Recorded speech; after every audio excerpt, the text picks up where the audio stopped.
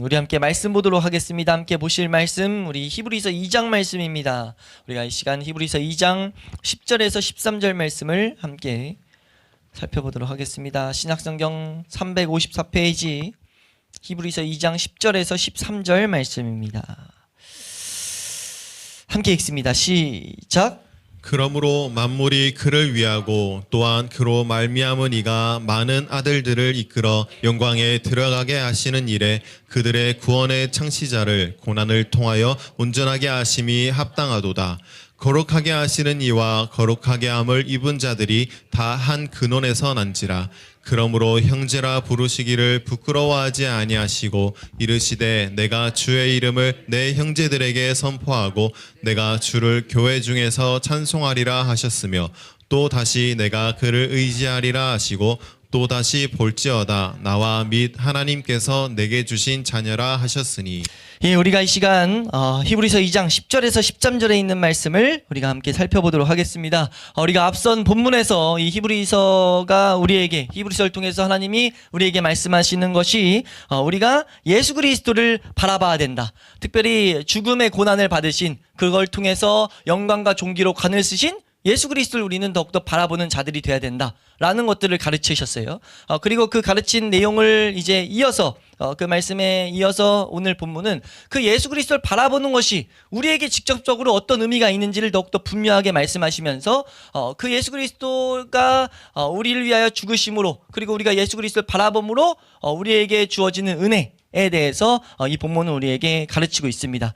그 내용을 이제 시편과 이사야서 말씀을 인용해서 우리에게 가르치시는데 우리가 이 본문이 세 부분으로 분명하게 나뉘어 있거든요. 우리가 이 부분을 또 세 부분으로 나눠서 하나씩 살펴보도록 하겠습니다. 우리가 먼저 살펴볼 부분은 10절 말씀이에요. 우리 10절 말씀 다시 한번 읽도록 하겠습니다. 10절입니다. 함께 읽습니다. 시작. 그러므로 만물이 그를 위하고 또한 그로 말미암은 이가 많은 아들들을 이끌어 영광에 들어가게 하시는 일에 그들의 구원의 창시자를 고난을 통하여 온전하게 하심이 합당하도다. 아멘. 지금 먼저 이 10절이 먼저 말하는 것이 무엇이냐라고 했을 때 만물이 그를 위하고 또한 그로 말미암은 이가 라는 표현으로서 이 표현 그 이는 누구냐면 성부 하나님을 말하고 있어요. 성부 하나님에 대해서 설명하는데 만물이 그를 위하고 또한 그로 말미암은 이가 라는 표현을 썼어요. 만물이란 건 이 세상 모든 것이라는 표현이잖아요. 이 세상 모든 것들이 하나님을 위하고 있고 또한 하나님으로 인하여 생겼다라는 것을 다시 한번 보이고 있습니다. 왜 이 표현을 쓰냐면 지금 하나님께서 제정하신 구원 계획에 대해서 지금 설명하기 위해서예요. 구원 계획에 대해서 어떻게 보면 좀 극단적으로 정확하게 표현하면요. 토 달지 말라예요. 지금 이 안에 담겨있는 배경에 뭐가 있냐면 하나님의 구원 계획을 다 이해 못하는 사람의 한계가 있습니다. 사람의 죄성에 있어요. 사람은요, 이 하나님의 구원 계획을 설명하다 보면 왜 이 하나님 예수 그리스도가 우리의 죄를 대속하는 일이 가능한가부터 시작해가지고 왜 이렇게 만드셨는가 별의별 그 하나님의 구원 계획에 대한 그 의문을 품게 된단 말이에요. 예, 그리고 이 당시 히브리인도 마찬가지였어요. 아니 왜 메시아가 우리를 이끌 메시아가 왜 죽었어야 되는데 이런 의문들을 우리가 품는 것이 이제 나타나는 인간의 죄성의 한계라고 우리는 볼 수 있습니다. 근데 지금 그거에 대해서 10절 말씀이 먼저 선을 긋고 있는 거예요. 지금 만물이 사실 하나님을 위하고 있고 이 표현은 만물이 하나님의 말씀대로 살고 있다. 하나님의 뜻대로 하나님의 의도대로 살고 있다라는 것과 이 만물을 하나님께서 지으셨다라는 것을 말하고 있어요. 그걸 통해 가지고 그 하나님께서 정하셨다면 그 하나님의 방법이 흠이 있겠냐 이런 논리로 지금 가르치고 있는 겁니다. 마치 다른 말씀에 토기장이가 자기가 만들 것을 자기 마음대로 할 수 있는 권한이 없느냐라고 이렇게 말을 하는 바울의 가르침처럼 지금 이 히브리서 저자는 만물이 그를 위하고 또한 그로 말미암은 이가 라는 표현을 통해 가지고 하나님의 구원 계획에 대해서 의문을 품는 것 자체가 사실 말이 안 되는 얘기다라는 것들을 가르치고 있다는 거죠. 아울러 우리 성도들에게는 하나님께서 지금 정하신 이 길이 가장 지혜롭고 가장 선하신 길이라는 것을 우리는 분명하게 붙들어야 된다는 거예요. 그래서 지금 그 내용을 설명하면서 10절 말씀에 뭐라고 하냐? 많은 아들들을 이끌어 영광에 들어가게 하시기 위해서 그들의 구원의 창시자를 위해서 고난을 통하여 온전하게 하심이 합당하다. 그래서 이 10절의 핵심은 합당하다는 거예요. 그러니까 합당하다라는 이 단어는 어울리다, 적합하다라는 단어입니다. 그러니까 지금 이 말이 무엇을 말하느냐? 하나님의 모든 성품과 하나님에 대한 것과 완전한 일치를 이루고 있다는 거죠. 하나님의 성품과 어울리고 일치를 이루고 있다는 것을 지금 이 본문은 성령님께서는 우리에게 가르치고 계신다는 겁니다. 하나님의 거룩, 하나님의 자비와 하나님의 그 공의로우심이 지금 이런 것들을 우리가 배우다 보면 아니 하나님은 죄를 절대 가만두지 않는데 어떻게 죄인인 우리가 하나님 앞에 나아갈 수 있는가? 이런 것들에 있어서 예수 그리스도를 통한 대속만큼 확실한 적합한 일은 없다라는 것을 다시 한번 선언하고 있다는 거죠. 그래서 우리를 위해서 오신 예수 그리스도의 그 구원 계획에 대해서 더욱더 은혜 가운데 그걸 더욱더 그냥 붙들어야 될 내용임을 가르치고 있다라고 이해하시면 돼요. 그러면서 지금 여기서 좀 우리가 주목해야 될 이런 표현이 예수님을 구원의 창시자 이렇게 표현하고 있어요.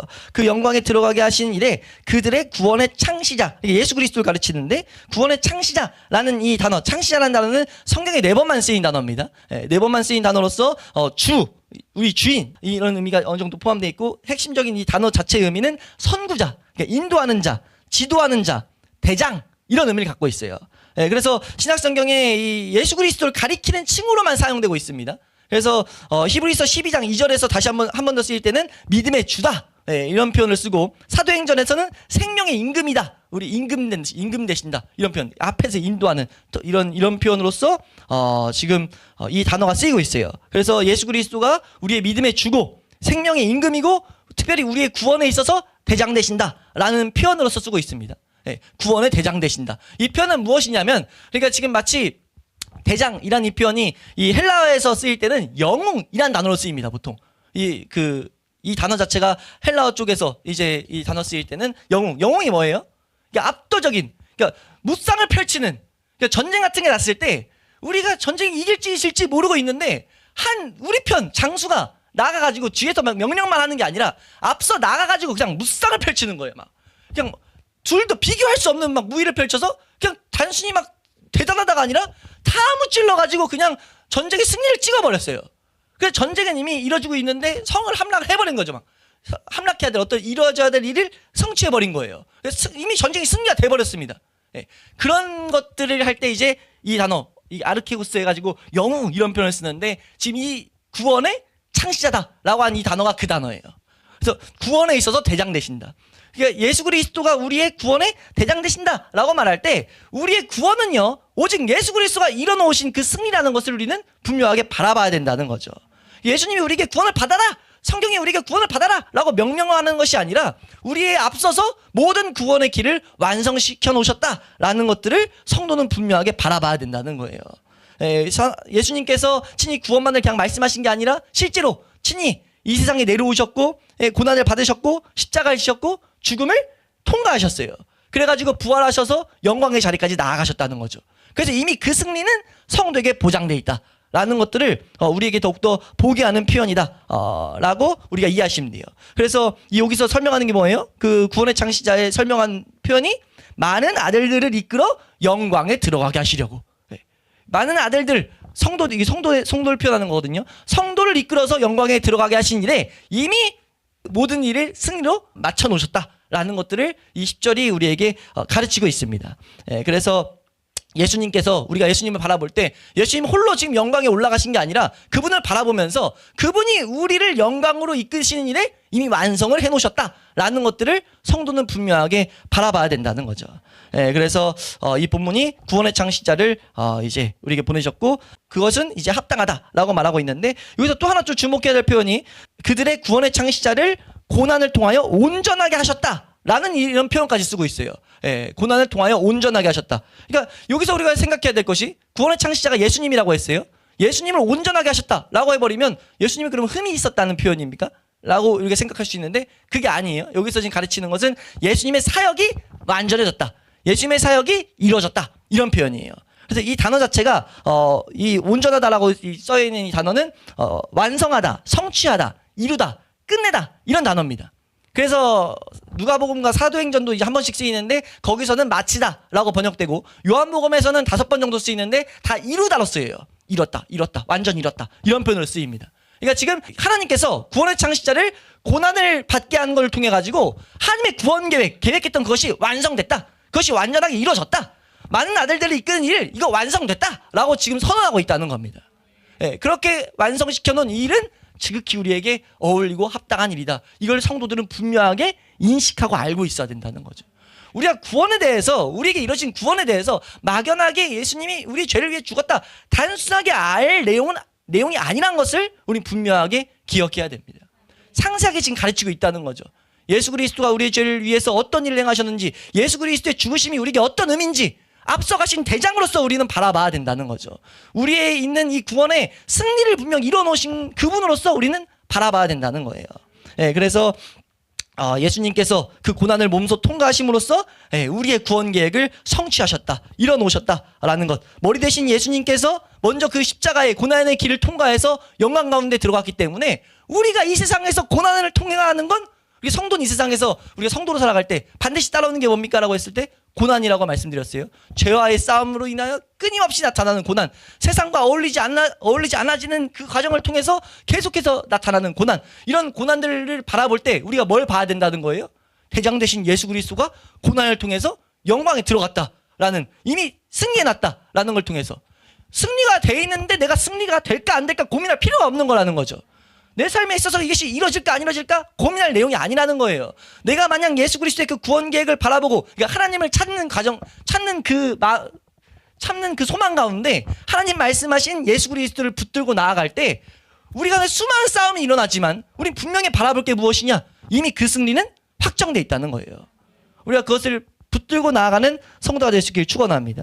그래서 성도의 고난이 우리의 대장 대신 예수 그리스도가 먼저 지나가신 길이다라는 것을 분명히 아는 것은 우리의 위로가 되는 거죠. 우리가 더욱더 예수 그리스도를 굳게 붙들 수 있는 하나의 분명한 사실이 된다는 겁니다. 그래서 우리가 성도가 삶 가운데 있는 고난을 바라볼 때마다 앞서가신 우리 구원의 대장을 우리는 바라봐야 된다라는 것. 그분이 지금도 많은 아들들을 이끌고 계신다라는 것을 우리는 분명하게 바라볼 수 있기를 축원합니다. 두 번째로 우리 11절 12절이 구분되는데 11절 12절 말씀 한번 보겠습니다. 11절 12절 말씀입니다. 함께 읽습니다. 시작. 거룩하게 하시는 이와 거룩하게 함을 입은 자들이 다 한 근원에서 난지라. 그러므로 형제라 부르시기를 부끄러워하지 아니하시고 이르시되 내가 주의 이름을 내 형제들에게 선포하고 내가 주를 교회 중에서 찬송하리라 하셨으며. 아멘. 이 11, 12절이 또 이제 묶여 있는데 한글 성경에 안 나타나 있는데 11절 앞에 이제 왜냐하면이 또 있습니다. 그러니까 이 11절에 왜냐하면은 10절을 바라보게 하는 거예요. 10절 말씀에 합당하다. 예수 그리스도 우리의 구원의 대장이 고난을 통해 가지고 온전하게 되신 이 일은 합당하다. 왜냐하면 왜 그런 일을 당하셨냐? 왜 낮아지셔서 그런 일을 당하는 것이 합당하냐? 라고 하면서 지금 11절에 말하는 내용. 그래서 핵심만 말씀드리면 예수님이 낮아지셔서 우리가 형제 되시기 위해서 예수님은 이 세상에 오셔서 고난을 받으셨어야만 됐다. 이런 지금 연결을 하고 있는 거거든요. 그래서 10절을 받아서 11절을 이렇게 설명하는데 이것도 하나씩 간단히 살펴보시면요. 먼저 말하는 표현이 거룩하게 하시는 이와 거룩함을 입은 자들이라고 표현해요. 거룩하게 하시는 이 누굽니까? 예수 그리스도예요. 예수님은 우리를 거룩하게 하시는 분입니다.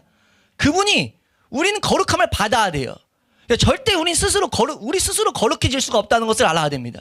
이 시대의 수많은 율법주의, 수많은 우리의 이 아미니안적인 이런 접근들을 완전히 차단시키고 있어요. 우리의 힘으로 우리는 의로워지는 것이 불가능하다는 것을 우리는 분명하게 알아야 돼요. 왜요? 성경에 그렇게 선언하고 있습니다. 우리는요, 거룩하게 함을 받아야 돼요. 그 거룩하게 함을 받는 것이 그리고 하나님의 역사라는 것을 우리는 분명히 알아야 됩니다. 예수 그리스도가 하시는 일이라는 것을 알아야 돼요. 근데 그 분이 지금 뭐라고 말하느냐? 그 입은 자들이 다 한 근원에서 났다라고 지금 표현하고 있어요. 그러니까 지금 이 표현들이 말하는 것은 예수 그리스도의 우선 성육신을 우리에게 분명히 말하고 예수님께서 완전한 인간이 되셨다. 예수님이 인간이 되셨다는 것을 우리는 좀 분명히 알아야 되거든요. 이 시대에 한 번씩 말하는 참 하나님이 참 인간이 되셨다. 이런 표현을 많이 쓰는데 성경에서 분명하게 가르쳐지고 있다는 거죠. 예수님은 하나님이면서 분명한 사람이셨다. 라는 것들을 우리는 분명하게 인식해야 돼요. 그래서 하나님이신 예수님이 우리의 구원을 위해서 왜 사람이 되셨습니까?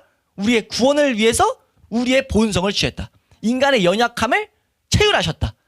인간의 연약함을 직접 경험하셨다라는 것들을 지금 우리에게 가르치는 겁니다.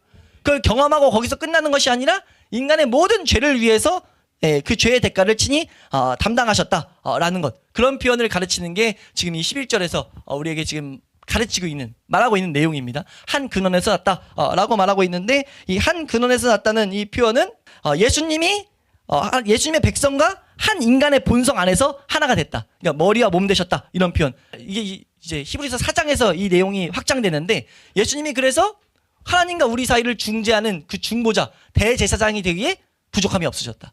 우리의 모든 연약을 다 동정하실 수 있는 분, 이런 표현으로 이제 연결되거든요. 근데 이제 여기서 한 근원이 되셨다라는 건, 그래서 예수님과 그 참 하나님이 사람과 자기 백성과 인간의 본성 안에서 지금 하나가 됐다라는 것들을 여기서 가르치고 있어요. 그러면서 11절, 이 11절은 성령님께서, 이 히브리서가 그냥 가르치는 내용인데, 인용구가 아니에요. 가르치는 내용인데, 그러므로 형제라 부르시기를 부끄러워하지 아니하셨다라는 이런 표현을 이제 연결하고 있습니다. 이 표현이 우리에게 분명히 말하는 메시지는, 무언가를 부끄러워하지 않는다라는 이런 표현을 쓸 때는 부끄러워할 만한 일이라는 거죠. 하나님이신 그분이 인간이 되셨다라는 건 부끄러울 만한 일이라는 거예요. 영광의 그분이 지금 하나님이 되신 건 수많은 수치와 같은 일이라는 것을 우린 분명하게 인식해야 된다는 거죠. 이건 말이 안 되는 일이라는 거예요. 수치스러운 일이라는 거죠. 근데 그걸 전혀 부끄러워하지 않으셨다. 그걸 전혀 수치로 여기지 아니하셨다. 뭘 의미합니까?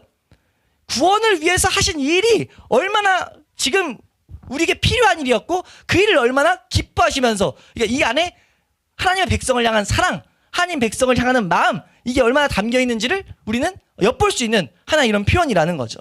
그래서 내 형제라라고 부르면서, 나와 하나 됐다라고 부르면서, 피조물과 하나 됐다라고 부르는 것을 부끄러워하지 아니한 이유는 그들을 구원할 길이었기 때문에, 그것을 구원할 수 있는 유일한 길이었기 때문에, 합당한 일이었기 때문에 그 낮아지심조차, 수치조차 부끄러워하지 아니하셨다. 그만큼 구원 계획은 오직 유일한, 우리 성도가 마땅히 붙들어야 될 영광스러운 일이란 것을 우리는 분명하게 기억해야 된다는 거예요. 그래서 우리 성도는 이 사실을 마땅히 바라봐야 된다. 하나님이신 그분께서 우리의 구원을 위해서 낮아지셨는데, 그럼 우린 뭐 하는 게 마땅합니까? 성도는 예수 그리스도만을 바라보는 것이 마땅하죠. 그분을 우리의 믿음의 주로 여기는 것은 마땅한 일입니다.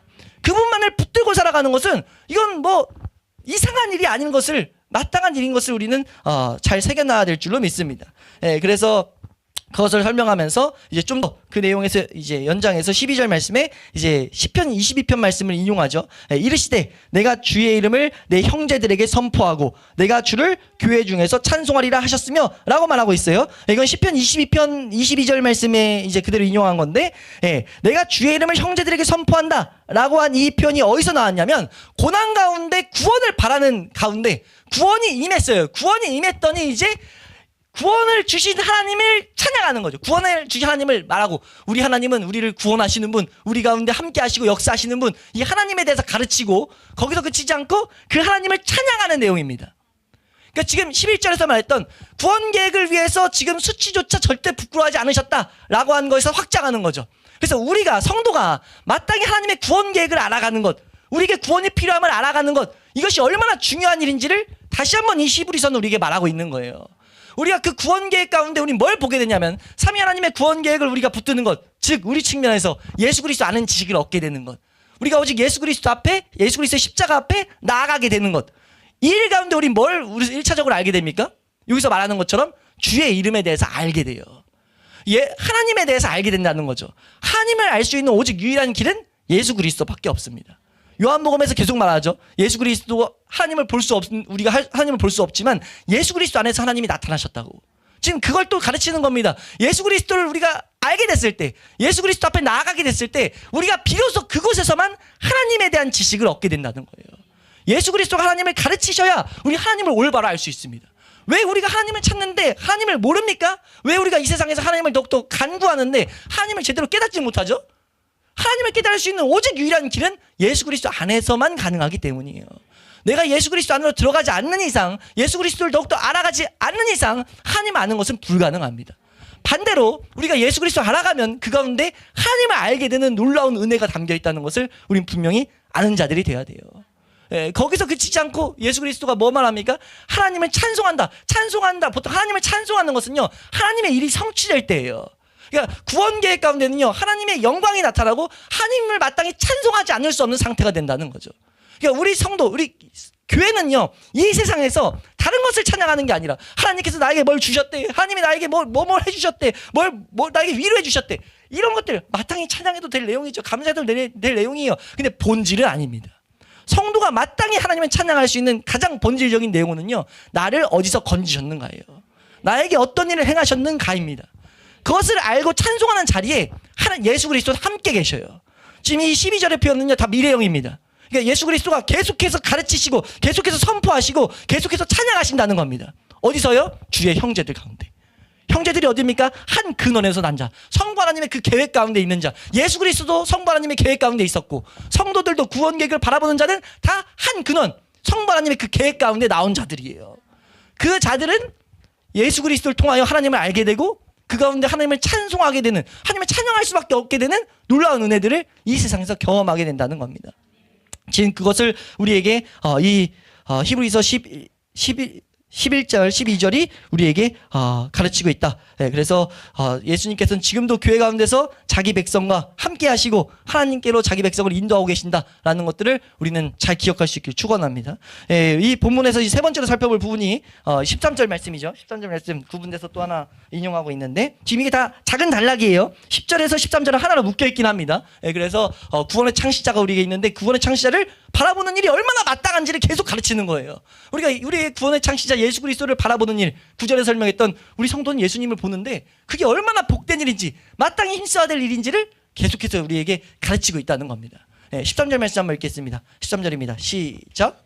또 다시 내가 그를 의지하리라 하시고 또 다시 볼지어다 나와 및 하나님께서 내게 주신 자녀라 하셨으니. 네, 아멘. 여기서 지금 두 가지를 인용하고 있어요. 의도적으로 두 가지를 인용한다라고 구분을 좀 짓고 있습니다. 13절이. 그래서 사실은 이사야서 말씀에 이사야서 8장 17, 18절 두 가지를 연달아 인용한 건데 두 가지라고 구분을 짓고 있어요. 두 가지의 다른 내용이다라고 지금 구분을 지어서 보여주고 있습니다. 네, 그래서 먼저 이제 17절을 인용한 말씀이 나오는데, 내가 그를 의지하리라 라는 이런 고백이 나와요.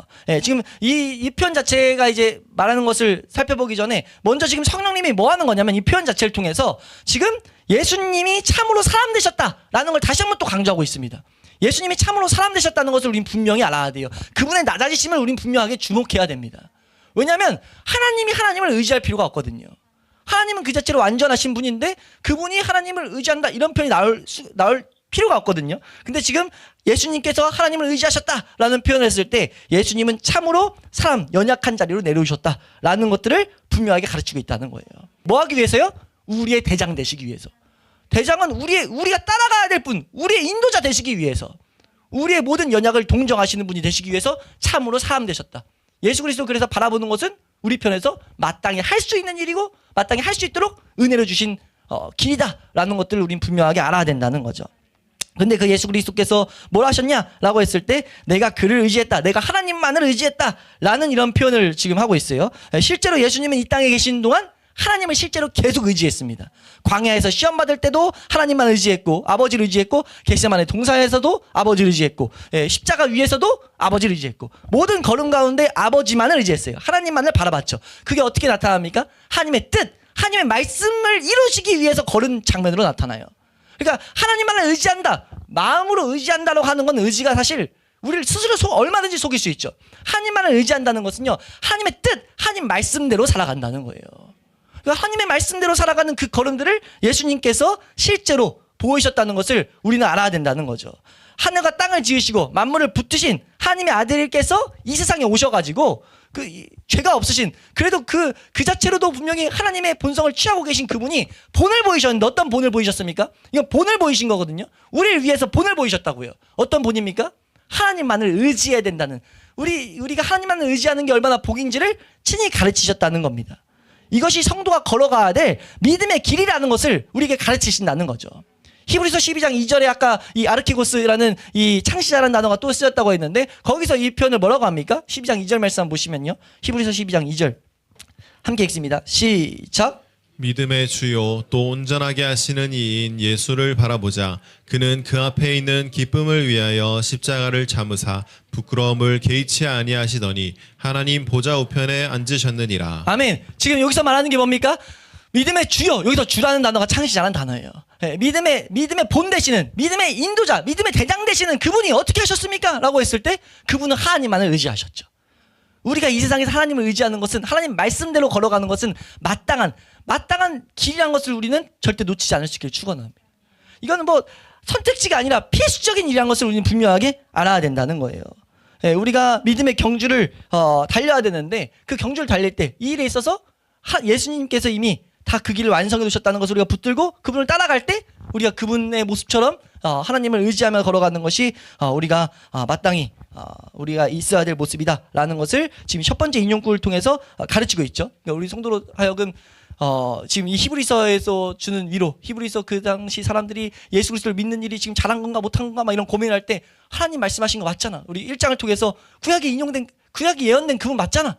그렇다면 그분을 따라 사는 것은 절대 우리에게 실수가 아니고 잘못한 일이 아니고 마땅한 너무나 복된 일이다라는 것들을 지금 설명하고 있습니다. 그걸 설명하고 나서 이제 마치는 이 단락을 마치는 이제 내용으로서 이제 마지막 이 13절에 두 번째 인용구를 쓰는데 하거시고 또다시 볼지어다 나 및 하나님께서 내게 주신 자녀라 라고 지금 이사야서 8장 18절 말씀을 인용하고 있어요. 이 말씀이 주는 의미를 간단히 이해하려면요, 분명히 이해하려면 간단히 우리가 이사야서 8장 상황을 간단히 좀 가볍게라도 이해해야 되는데, 이사야서 8장의 이 상황은 뭐냐면 이사야 시대 때 이제 아수르라는 나라가 쳐들어와 가지고 결론은 이거예요. 하나님의 백성이 하나님을 의지하는 자들이 있고 하나님을 따르지 않는, 하나님에 대해서 의심하는 자들이 있던 거예요. 그러니까 하나님만을 붙든 자들이 있고 이 세상 지혜를 쫓아가는 자들이 있었습니다. 이 어려운 일이 닥치니까 이 세상 지혜를 가지고 이 세상 방법을 가지고 해결하려는 사람들이 있었고 하나님 앞에 무릎 꿇으려는 자들이 있었어요. 그러니까 하나님만을 붙들려는 자, 그 자들이 딱 구분됐을 때 이사야라는 선지자를 통해 가지고 이제 8장 14절에 두 부류로 나눴다. 이스라엘 내 백성이 두 부류다. 하나님 똑같이 하나님인데 한 사람은 한 부류에게는 하나님은 피난처가 되시고 구원자가 되시는데 한 부류에게는 걸림돌이 된다. 걸리는 돌이 된다. 라는 표현을 했어요. 네, 그 표현에서 나온 지금 구절입니다. 그러면서 이사야가 뭐라 하냐면 나와 내 자녀들은, 하나님께서 내게 주신 자녀들은 나는 이제 이러면서 이제 표현이 나온 거거든요. 그러면서 이 표현이 연결되는 게 나와 내 자녀들 자체가 하나님의 살아계심의 증표다. 하나님의 살아계신 것의 증거다라고 이제 이런 선언을 하는 장면이 이 이사야서 8장의 장면이에요. 그 장면을 그대로 인용해가지고 지금 여기 8장 우리 2장 13절 마지막에 볼지어다, 이 볼지어다라는 단어는 주의를 확립시킨 단어입니다. 자 봐라, 이게 뭐라고 이랬을 때 나 봐 이런 단어거든요. 구약에 이제 힘내라는 단어 한번 설명드렸는데 그 단어입니다. 구약의 힘내 단어를 여기서는 볼지어다, 신약에서 똑같은 그런 표현을 쓰고 있어요. 봐라라고 하면서 나와 및 하나님께서 내게 주신 자녀다라고 지금 선언하고 있습니다. 이 선언이 지금 뭐예요? 예수님과 예수님의 백성들 이거를 딱 가르치면서 지금 말하고 있다는 것. 예수님이 동일하게 말하고 있다는 거죠. 이 세상에서 예수 그리스도를 붙들고 예수 그리스도의 그 구원 계획에 동참하는 그 형제들, 그 자들을 보고 우리 자체가 하나님의 증거다, 하나님의 살아계심을 나타내는 증거다라고 지금 선언하고 있다는 거예요. 이게 히브리인들에게 크나큰 위로가 될 수밖에 없었죠. 왜요? 지금 그들이 수많은 사람들이 예수 그리스도를 믿다가 떠나고 있었어요. 그러니까 하나님의 백성이라고 부르는 사람들 중에 예수 그리스도를 믿게 됐는데 예수 그리스도를 믿으려고 하는 사람들 중에 수많은 사람들이 예수님을 안 믿고 막 떠나고 있었다고요. 근데 예수님을 정말 믿는 것이 맞다고 이렇게 하나님의 그 은혜 가운데 하나님의 그 말을 깨닫고 하나님 말씀을 통해 가지고 붙잡고 있는 자들에게 지금 히브리서가 지금 말하는 게 그걸 붙들고 있는 너희들은 예수님과 예수님이 주신 자녀로서 우리가 하나님의 살아계신 증거다라고 지금 외친다는, 어떤 선언하고 있는 그런 지금 구절이라는 겁니다. 그래서 11절에서 형제라 부르시기로 부끄러워하지 아니했던 그 그리스도께서 자기 백성을 자기 옆에 세워놓으시면서 봐라 하나님께서 내게 주신 자녀들이라 라고 선언하는 이것을 이제 적용시켜가지고 우리 성도들에게 크나큰 지금 위로와 그 힘을 지금 주고 있다는 거죠. 이게 우리 시대에도 지금 동일하죠. 다수가 그리스도만을 붙들고 있지 않은 이 시대 가운데 그분만을 붙드는 것이 얼마나 복된 일인지 우리는 알아야 된다는 거예요. 지금 이사야와 이사야의 자녀들이 불신의 이 한복판에서 하나님을 온전히 붙들어야 되는데, 하나님만을 의지해야 되는데 그렇지 않았던, 하나님의 방법대로 나가지 못했던 가운데 하나님이 일하고 계신, 하나님의 살아있다는 증거가 됐다고 지금 선언하는 이 표현처럼 예수 그리스도께 붙어있던 성도 한 사람 한 사람이 하나님이 살아계신다는 증거로서 이 시대에 나타난다는 거예요. 세상이 성도의 삶, 믿음의 삶을 보잘것 없다 여기고 있습니다. 보잘것 없다 여기고 때로 어리석다 비웃기도 해요. 그렇게 하는 건 아니다라고 교회 안에서도 말합니다.